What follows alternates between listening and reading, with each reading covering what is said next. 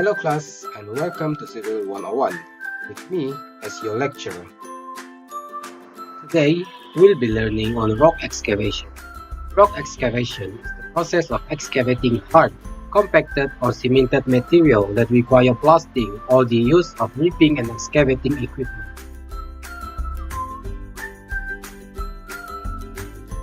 Now, different rock have different characteristics.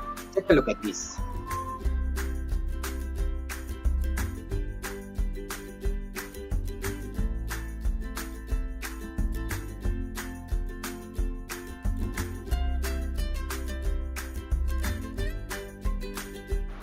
Well, I need your focus as this topic is very important for your knowledge. Remember, focus. Yes, of course, rock brittleness, weathering rate, predominant grain size all could affect it. Not only that, the extent of stratification, fractures, and plans of weakness is also a factor.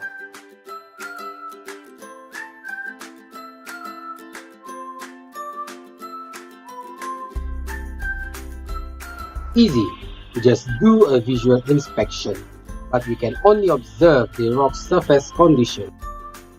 Simple, just dig a test pit large enough for a person or a TV camera to fit in. Or you can use seismic measurement. It's complicated to explain, but let me use the analogy of a bat. Bats can see very well, so they send out little waves of sound that bounce off of objects and then go back to their ears. It's called sonar.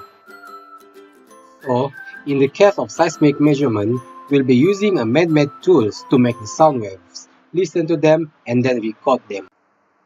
A large truck with a big vibrator will be placed on the rock. This truck will generate the sound waves. A geophones will be used to hear the reflected sounds. They set many geophones on the ground in a line, and they are attached to a recorder inside another truck. The vibrators send thousands of sound waves down into the different layers of the earth. Some of the wavelets bounce off the boundary between the rocks below the surface and are reflected back to the geophones to record them.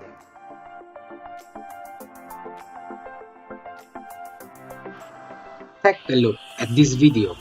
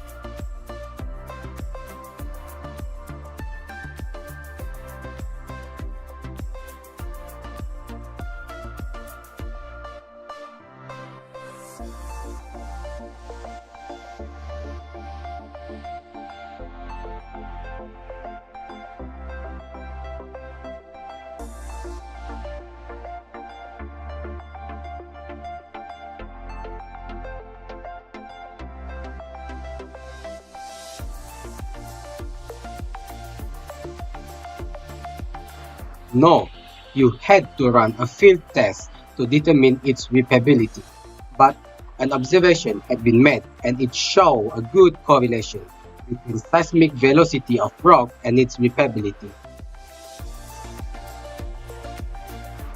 I don't see why not. First of all, ripping is the method of breaking up hard soil, or in this case, rock. Got me so far?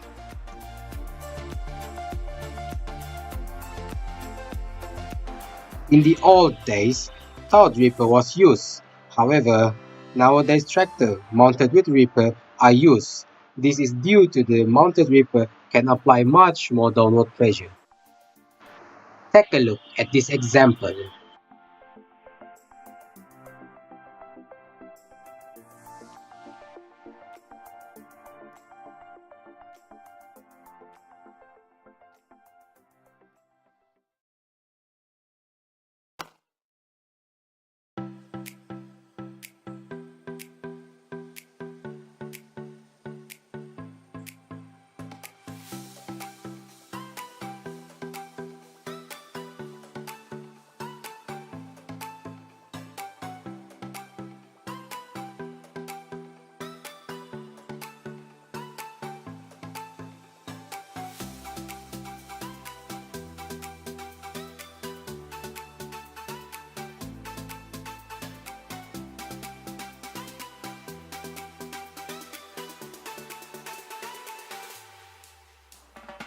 For me, the adjustable parallelogram ripper is the best ripping equipment as it is the most versatile and can be used in any application.